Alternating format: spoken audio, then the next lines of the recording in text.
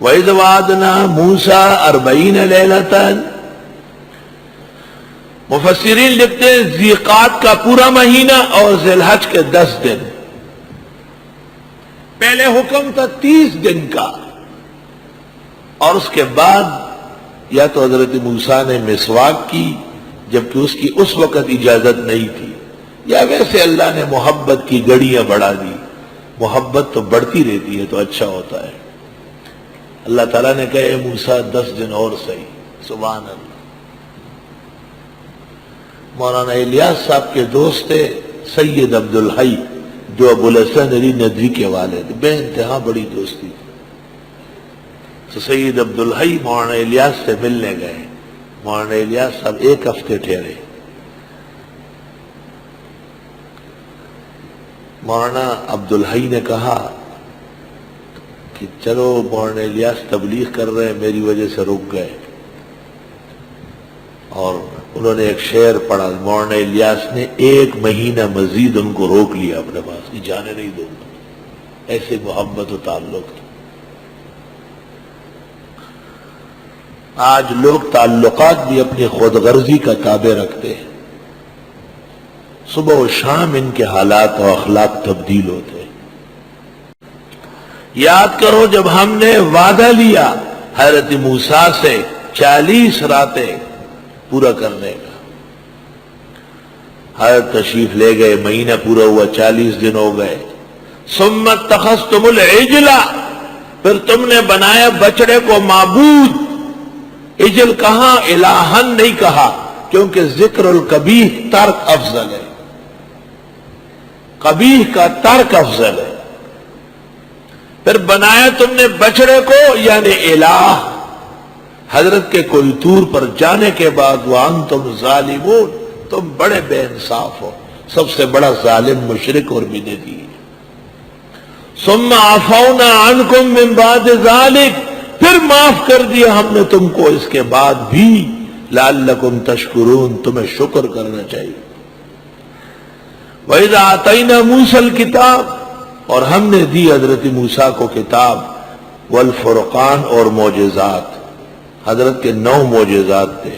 وَلَقَدْ آتَيْنَا مُوسَى 9 آیات بینات. اور یہ کہ والفرقان، یہ واو عاطفہ تفسیریہ ہے. وہی کتاب فرقان تھی، جیسے قرآن کے ناموں میں سے ایک نام فرقان ہے، حق و باطل میں فرق کرنے والا. لعلکم تہتدون، تمہیں ہدایت لینا چاہیے. یاد کرنے کا ہے جب موسیٰ علیہ السلام نے کہا یاد کرو. وَإِذْ قَالَ مُوسَىٰ لِقَوْمِهِ، جب حضرت نے فرمایا اپنے لوگوں سے یا قوم، اے میری قوم، انکم ظلمتم، بے شک تم نے ظلم کیا، انفسکم، اپنے ساتھ، باتخاذکم العجل، یہ جو بنا دیا بچڑے کو معبود، فتوبوا الی بارئکم، بس توبہ کر لو اپنے پیدا کرنے والے کے حضور. توبہ کا طریقہ یہ ہوا فاقتلوا انفسکم، کہ قتل کر دو ایک دوسرے کو. یعنی جنہوں نے شرک نہیں کیا ہے وہ مشرک کو مارے. مشرک کا قتل کتاب اللہ سے ثابت ہے، قرآن کے شروع سے ہی ثابت ہو گیا کہ جنہوں نے شرک کیا ہے ان کی موت جائز ہے. کس نے مارا، کس نے مارا؟ مارنے والا تو اللہ ہے. پوچھو کہ بچایا درگاہوں نے کیوں نہیں بچایا؟ ذالکم خیر لکم، یہ بہتر ہے تمہارے لیے، عند بارئکم، پیدا کرنے والے کے نزدیک. فتاب علیکم، پس وہ تمہاری توبہ قبول کر دے گا. انہ هو التواب الرحیم، بے شک وہ توبہ قبول کرنے والا رحم والا ہے. اس وقت ان لوگوں کے جرم معاف کرنے کا یہ طریقہ اختیار کیا گیا کہ یہ جو شرک کر کے مرتکب ہوئے ہیں ان کو وہ لوگ اپنے ہاتھ سے تلواریں لے کر گردنیں اتارے. کتنی سخت توبہ ہے، اندازہ لگاؤ کتنی سخت آزمائش ان پر آئی. پیغمبر سامنے ہے، معجزات آ رہے ہیں، اور بچڑے کا سجدہ کیے تو قابل رحم کہاں ہے؟ علماء نے اسی آیت سے مرتد کی سزا بھی نکالی ہے، اور اس میں مشہور زمانہ مرزائیہ عالم محمد علی لاہوری اور شبیر احمد عثمانی کا مکالمہ مشہور ہے. اور طالب علم مزے کے لیے دیکھنا چاہے تو مولانا شبیر احمد کی کتاب ہے الشہاب، وہ پڑھ لیں۔ مولانا شبیر احمد بہت بڑے متکلم، مفسر، محقق، محدث ہیں۔ ان کی کتاب کا نام ہے الشہاب۔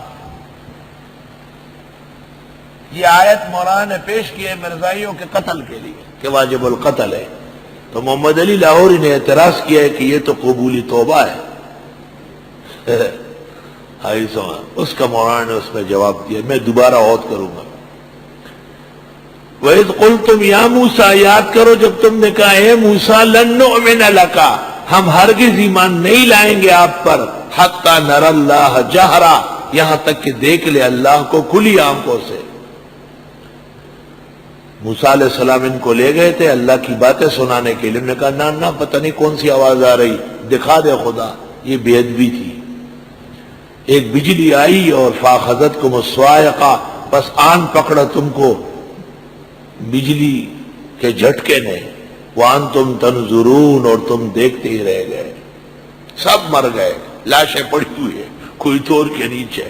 موسیٰ علیہ السلام رونے لگے، واہ خدایا یہ تو بیوقوف قوم ہے، ان کی غلطیوں پر آپ ایسا مارتے ہیں، میں پیچھے جاؤں گا کیسے؟ لاڈلے پیغمبر تھے، اللہ نے کہا ثم بعثناکم، پھر ہم نے اٹھائے، اٹھو اٹھو اٹھو، سارے اٹھ گئے۔ من بعد موتکم، بعد تمہارے مرنے کے، لعلکم تشکرون، تمہیں شکر کرنا چاہیے۔ پھر وادی تیہ میں چلتے گئے، پیاس لگی تو چشمے نکلے، بھوک لگی تو من و سلوہ آیا، دھوپ لگی تو بادل منڈلانے لگا۔ ان نعمتوں کو بیان کرتے، وَظَلَّلْنَا عَلَيْكُمُ الْغَمَامَ، ہم نے سائبان بنایا تم پر بادلوں کا، وَأَنزَلْنَا عَلَيْكُمُ الْمَنَّ وَالسَّلْوَىٰ، اور اتارا تم پر من، میٹھی چیز، وَالسَّلْوَىٰ، اور بٹیر یعنی پیکی، زردہ اور بریانی، زردہ اور بریانی۔